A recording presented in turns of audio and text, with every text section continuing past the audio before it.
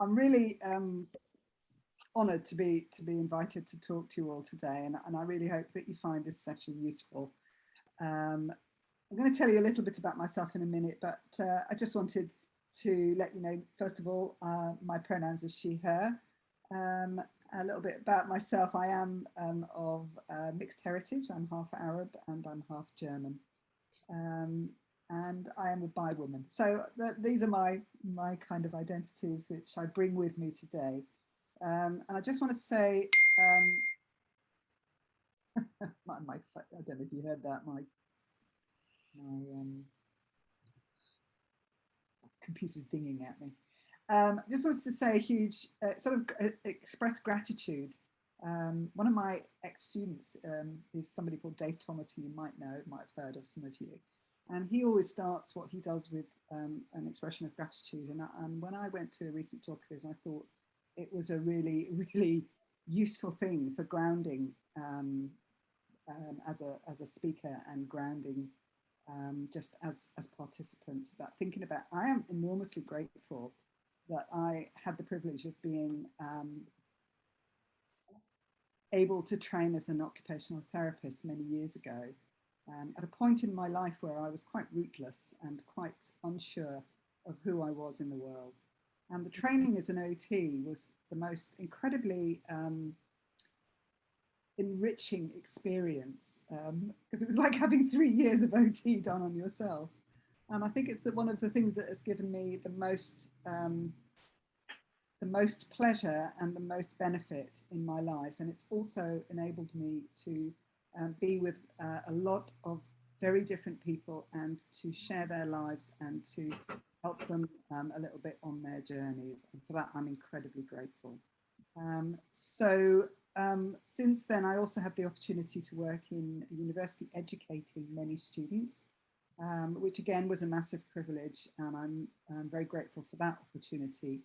And now that I'm living in Edinburgh and working for the University of Edinburgh, I've had this extraordinary opportunity to be trusted to create some resources for staff.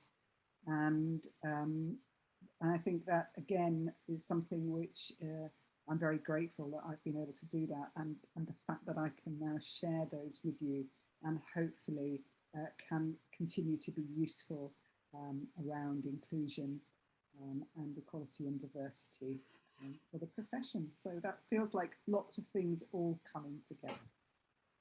I'm going to put up my slides now. You can bear with me. This is always a little bit of I was very impressed by Hannah's how swiftly and ably she managed that. So here we go. I think I can still see you, which is great. And I will put my screen on properly so you can see it. That all looks like it's working. Good. Okay, so I'm going to talk to you about something which is called the Microaggressions project. Microaggressions are kind of a window into lived experience of people. And the project that I was given the opportunity to work on was one where I was asked to produce some staff resources for staff so that they could understand some of the experiences that their students might be having, and to both learn how to perhaps not do microaggressive behaviour, and also things that they could do to create a better environment for all of the students, a better learning community for everyone. So the work that I'm going to show you today is based on the work that I did. I interviewed students and they helped to create the resources. But I've also got some material which was very kindly shared with me by one of the members of the OT. So I shall be including that material as well. Before I start, I'm just going to do a little bit of a shameless plug for some of the work that I would love to share with you. I qualified as an OT in 1982. It's an awful long time ago, and I was a mature student. And my background's mainly in mental health and chronic pain management. And a couple of things which I'm really proud of in my career. One is that I developed something called the Context of Participation Critical Thinking Tool, and there's a link to it there. And also I co-wrote this book, Creating Positive Futures, Solution-Focused Recovery from Mental Distress, which brings my expertise in solution-focused approaches into occupational therapy. So I'm also, as you can see, an avid knitter, and I absolutely am completely obsessed with Iceland. a little bit about me. Okay, so I'm going to talk about these resources which we co-created to help to recognise and counteract microaggressions. I'm aware also, and I want to acknowledge that there are many people here who may share these experiences, and also some of the things that I'm going to share, they're quite tough to see if and to look at if you don't experience them and if you experience them. So you know, if there's anything that anyone here needs to do to feel more comfortable, turning me off even or whatever, please do feel free to look after yourselves in that way. But I hope you'll stay with me on this journey. I'm going to talk, sorry, I just forgot something, which is just to let you know, I'm going to talk for about half an hour, and then the breakout rooms, we'll be putting you in breakout rooms, and the purpose of that is to work on some shared resources that all of you can use to think about how to counteract microaggressions. And then we'll be coming back for the final around about half an hour, where we can have an open discussion, you can ask me questions and so on. I can't see my chat box anymore. If one of the organisers thinks that there's a question or a comment that I should know about or answer, please do let me know. So one of the terms that I tend to use, and you might have different terms, is the idea that there are certain groups in society who are minoritized. And some of those groups might have what is kind of legally referred to as protected characteristics. I think it's fair to say that in the UK, on balance, it probably is easier to be white. It's easier to be heterosexual, cis, able-bodied, male, educated, and moneyed. And when we talk about privilege, what that kind of indicates is that you may fall within some of those groups, and that on balance will make your life, at least your life won't be made harder by factors such as these, which are largely out of your control. We probably all know as OTs about the Equality Act, which exists to guide policy and protect minoritized groups against discrimination. But it's less known that actually the Equality Act also states that we all have a duty to promote good relations between those who have protected characteristics and those who don't. And this work, I think, it falls in this aspect, where what we're trying to do is to create a greater knowledge and understanding of some of the experiences and how we can address them. I think microaggressions is a fairly common term now, but if not, if you haven't heard about it or you're unsure what it means, this is kind of the original research that named experiences in this way. So everyday verbal, non-verbal and environmental slights, snubs or insults, whether intentional or unintentional, which communicate hostile, derogatory or negative messages to target persons based solely upon their marginalised membership. And these can be casual remarks, behaviours which exclude, they can be comments and questions that quite often reveal assumptions, and those assumptions are usually based on stereotypes. They can undermine the target person in public, and also can often make a whole load of assumptions about shared cultural experiences, either ones that people think you don't share, or that they think that you share with other people who you're kind of lumped with. Microaggressions, I think, is a kind of it gives the idea that these things are very small, and they can be. Each incident may be very small, but the effect is cumulative. And one of the people that I was speaking to said, you know, it's like I live in a parallel universe. When I talk to my friends, you know, their environment is friendly. They don't experience going through life and having things said to them or intrusive questions asked of them or assumptions made on a kind of regular basis. And when I teach about these, quite often people say, but isn't that just, you know, being rude? And it's like, well, yes, it is actually being very rude, but generally that isn't, you know, that's an exception for those of us who with privilege, and it's hard for us to understand when people complain about small things, to understand that actually it's part of a sea. It's a kind of an environment that other people are living in, which means that actually when they are in the world and moving through certain environments, it can feel hostile and unfriendly. The original research is done in around race, and they identified 3 types of microaggression in the research that they did. And then they're called microassaults, microinsults, and microinvalidation. And I think that's quite a good place to start thinking about microaggressions.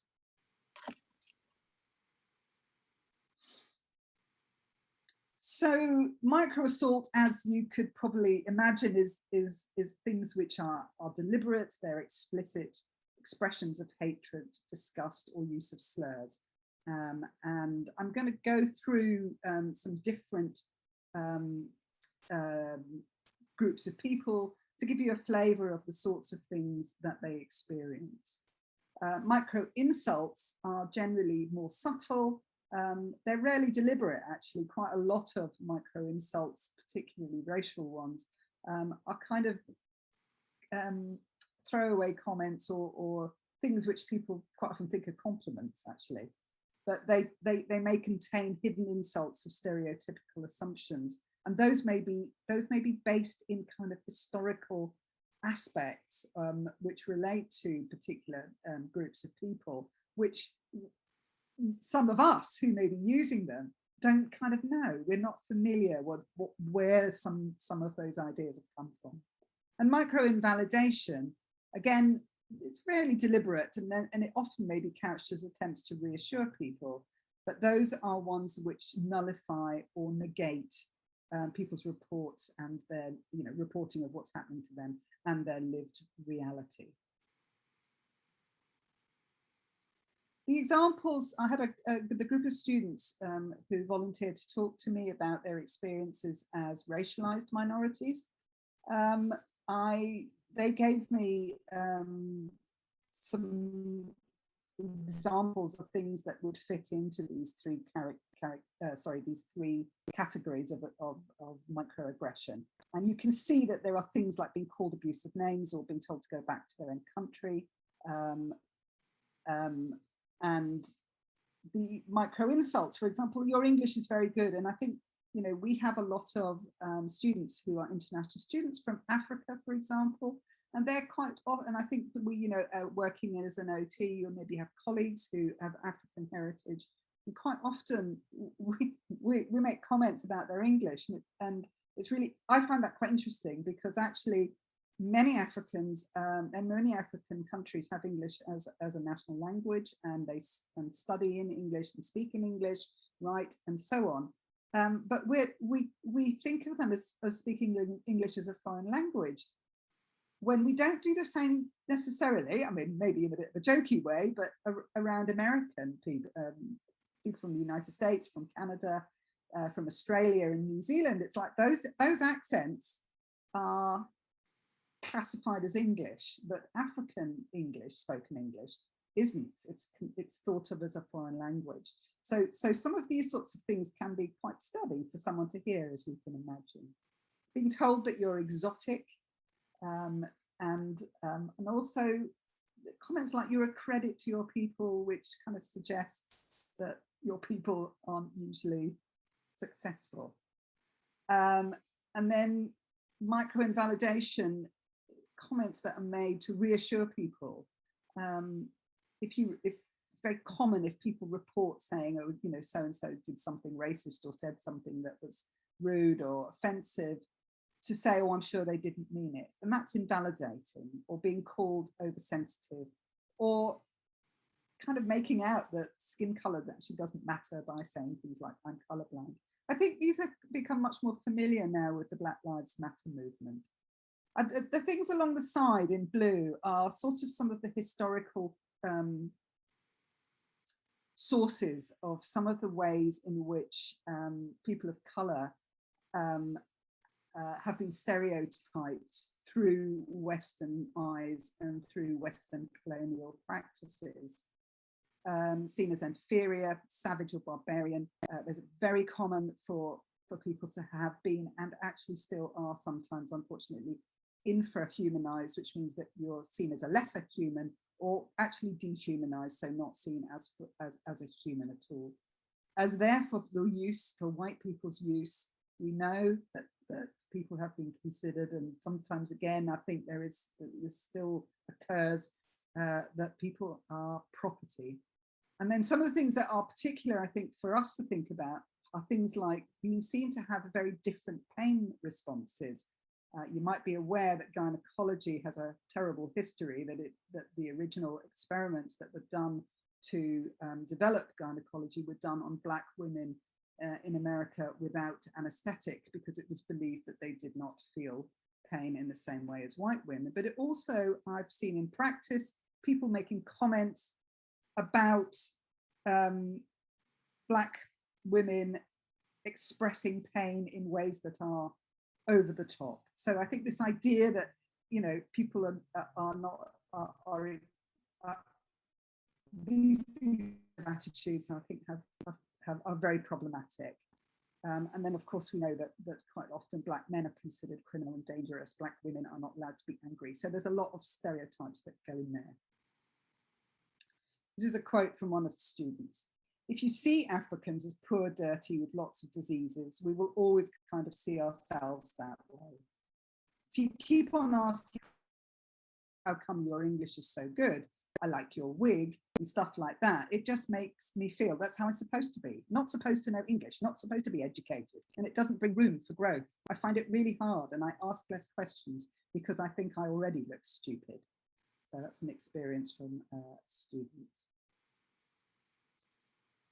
When I did these resources, I split the LGBT into sexuality-based microaggressions and trans and or non-binary based microaggressions. And that was at the request of the students who felt that the experiences were significantly different. There are similarities, obviously, the name calling, things like you don't look gay, intrusive questions about sex, assumptions that people are doing it to be, you know, that it's a lifestyle choice rather than a thing that someone is, and accusations of being confused, and again, you know, this idea that that because you're heterosexual, you have some kind of right to comment on whether it's approvable or not. And there's a lot of history around homosexuality in particular, around immorality, abnormality, people being confused. It's been pathologized as an illness. It's been criminalized.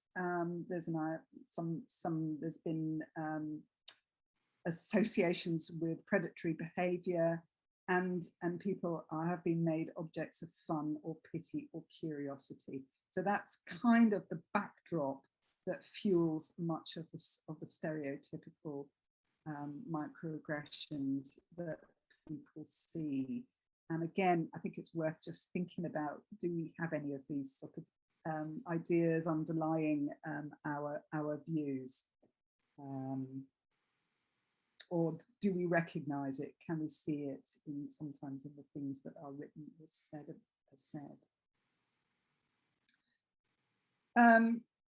The students, I think,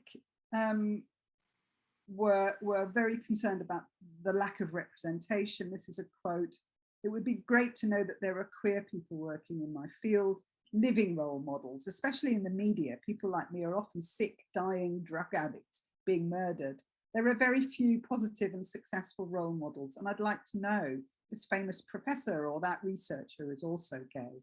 And I expect that's the same within the OT profession, that there may be many students who would love to know about role models in the OT world.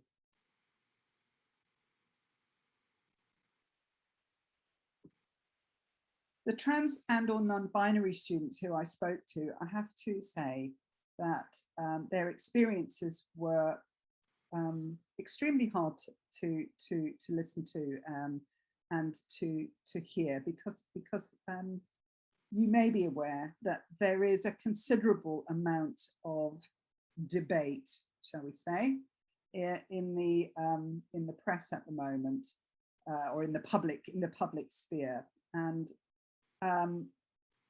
I have to say that I am a trans inclusive feminist. I really have no time for trans exclusive behavior.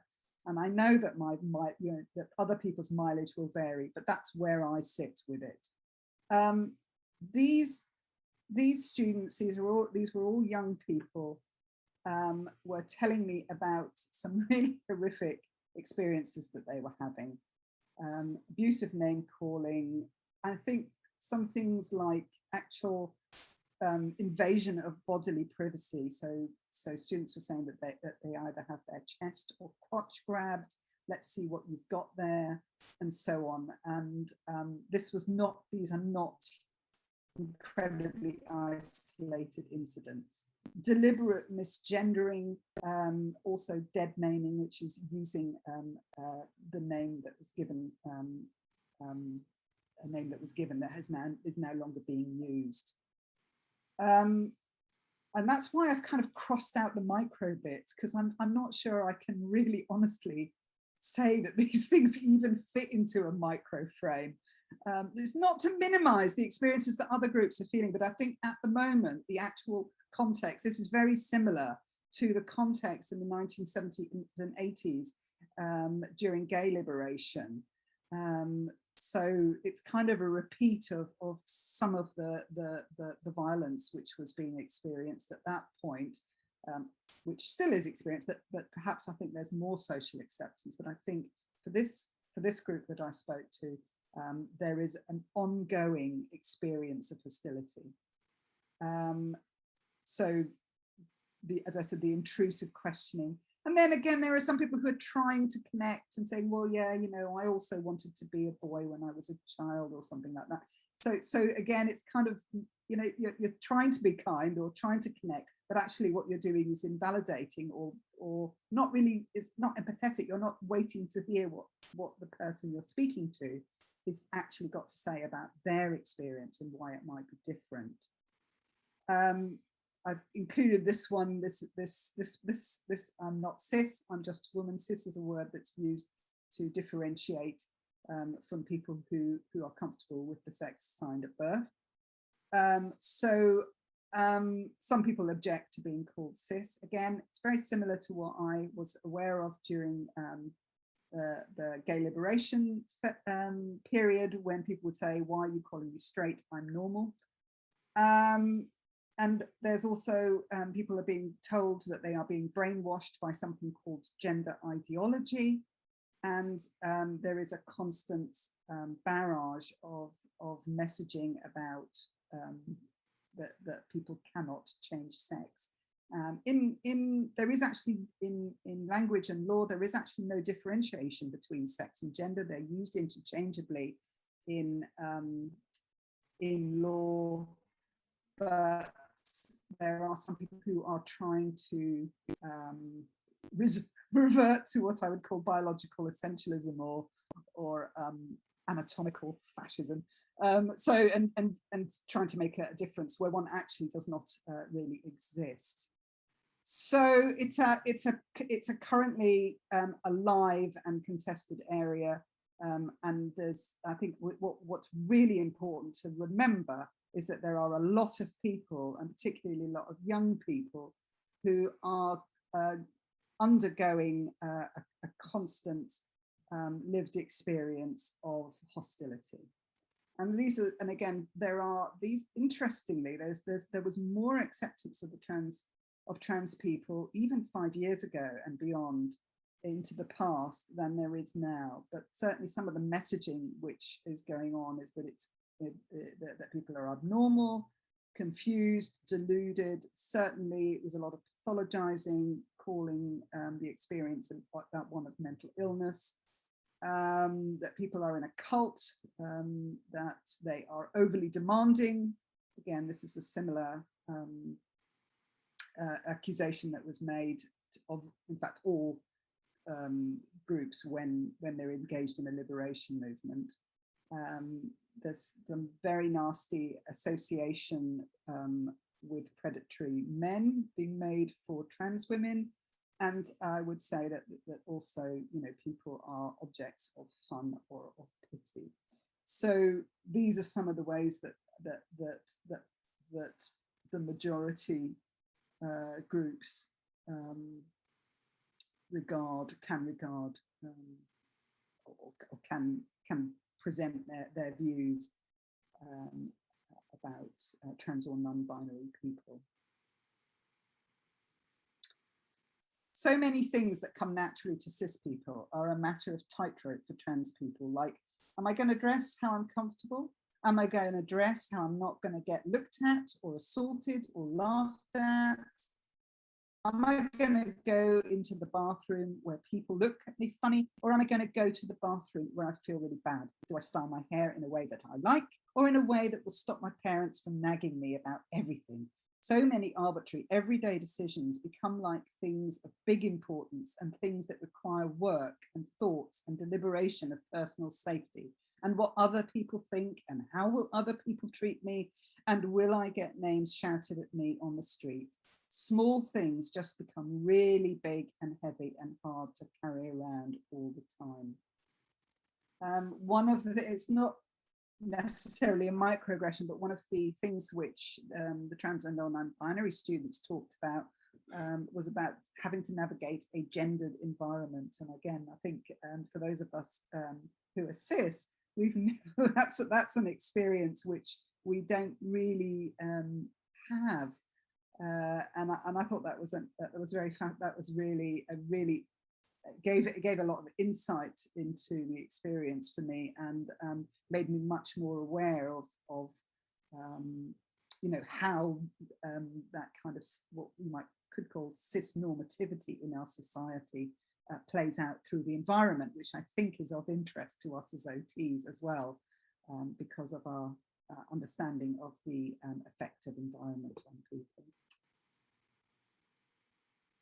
So these are some examples that were sent to me, and I've kind of themed them a little bit around the three themes.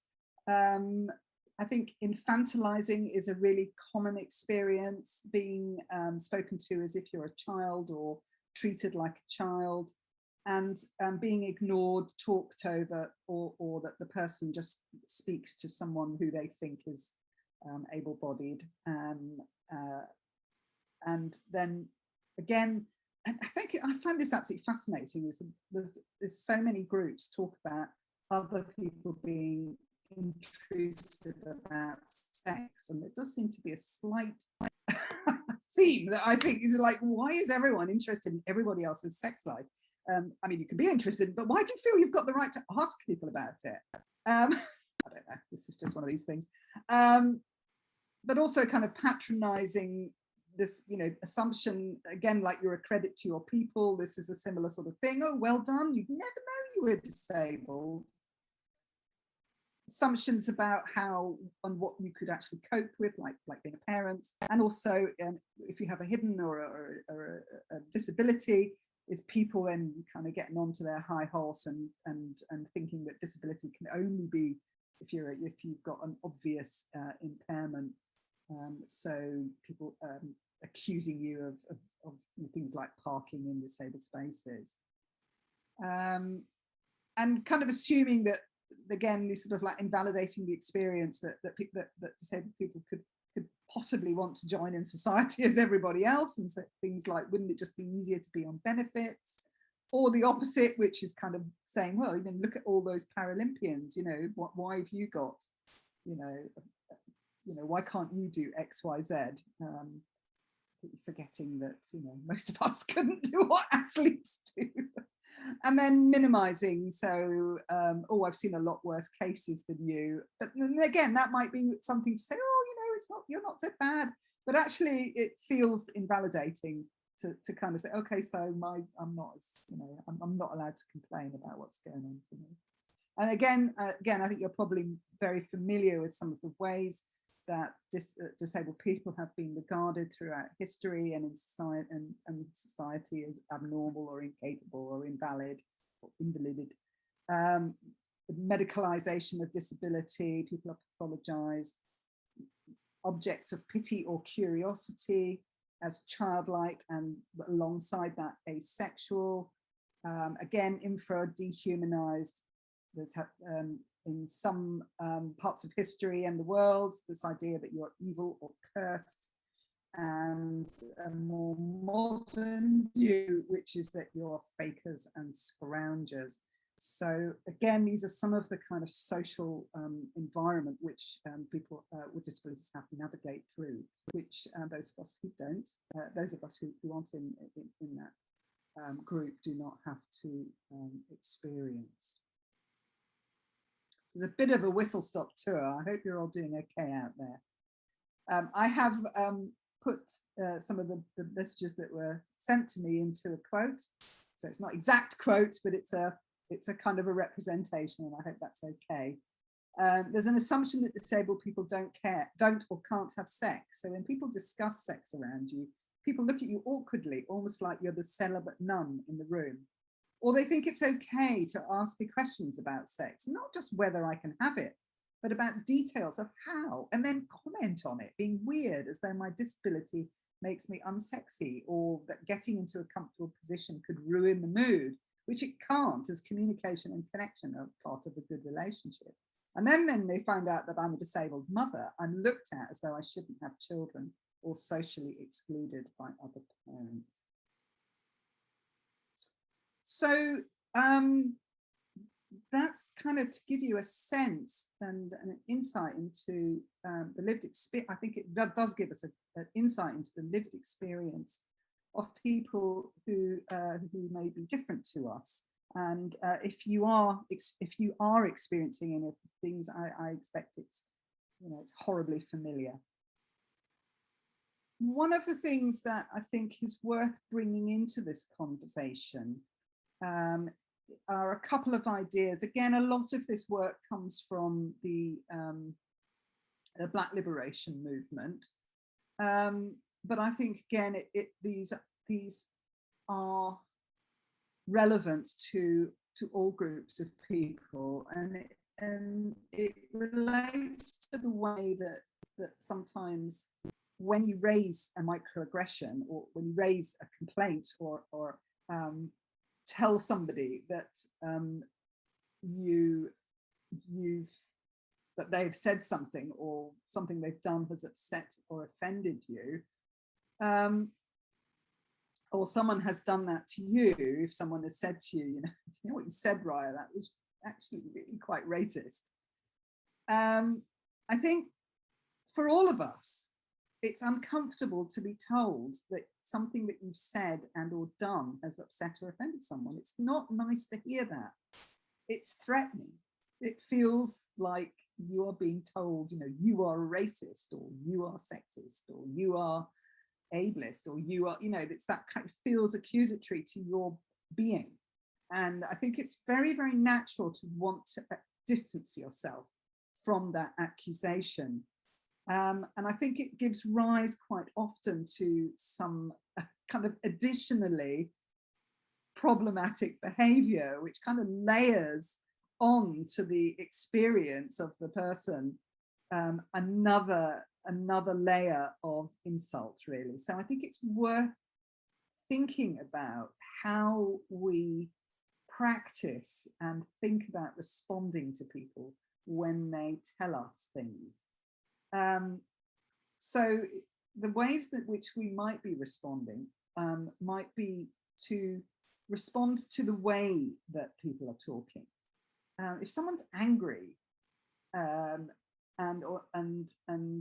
for example, or they've written something, you know, and it's quite strong, or whatever, it comes across as quite strong, then it's sometimes what you find is that you can respond to that manner and talk about that rather than to what someone is saying. So the sorts of things that you might encounter are things like, you know, either say, I have done this.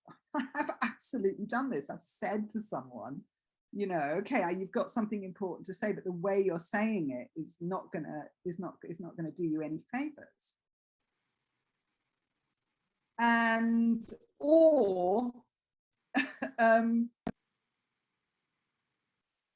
I've had that said to me as a woman. You know, if I've spoken up and I've been angry about something, you know, I've been told that I need to actually behave myself.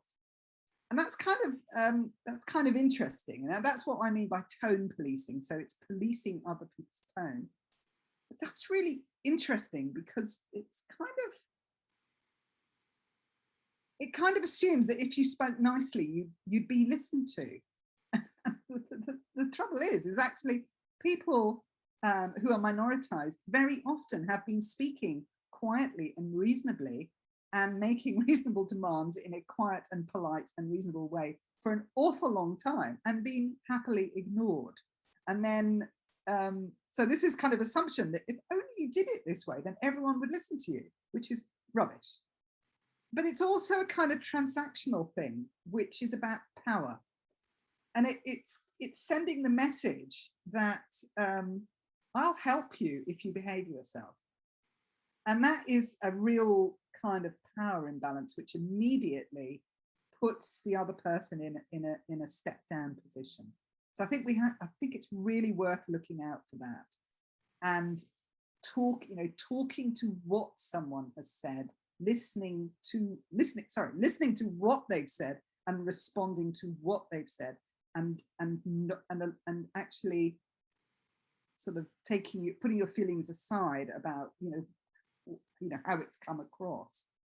And then the other thing which is a natural response, and quite often people do, is to show that they're upset as well.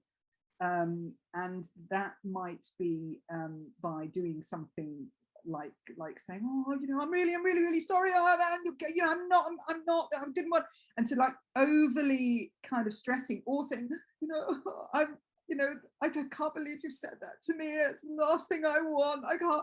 So it's like what happens is that your feelings then become more important. They become the things that are important, and again squeeze out the experience that someone is trying to tell you. And that, if you've come across this idea of fragility, it's quite often spoken of as white fragility. But I think, again, we can think of it as something which to reflect on and think, you know, are we willing to put our own feelings aside to allow someone who is traditionally less heard, or their needs ignored, and allow their feelings and give them the space for that. So I think those are two things that are definitely worth reflecting on in terms of trying to get beyond those unconscious strategies to protect ourselves. And it might also be the case that if you see someone else doing that, it's about gently helping them to decenter or to stop tone policing. That's one of the ways I think that you can help to create a better environment.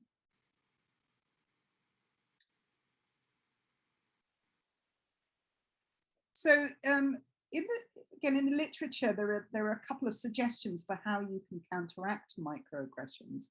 That from these, what we did at the university was, for each of the resources, we created a set of things that could be done in the curriculum, in personal tutoring, and in thinking about managing classrooms and so on. these are generic, and what I'm going to be getting you to do when we go into breakout rooms is to think about some of these possible ways of counteracting, and thinking about what could you do in your setting? What are the sorts of things that you might encounter, and what are the strategies that you could use more specifically?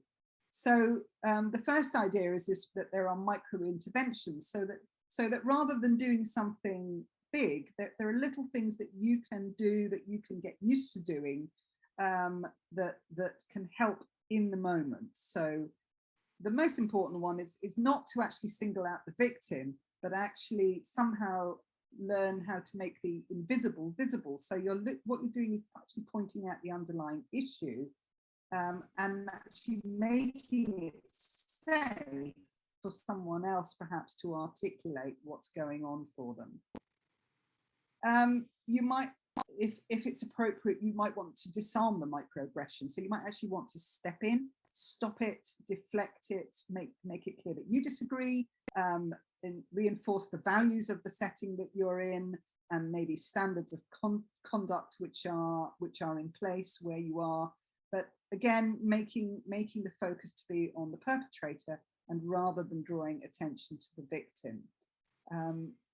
If you remember what it was like at school, if someone bullied you, you didn't want to be pulled in and made feel like you're making a scene. All of those things, I think, are perhaps ways that we can link into that.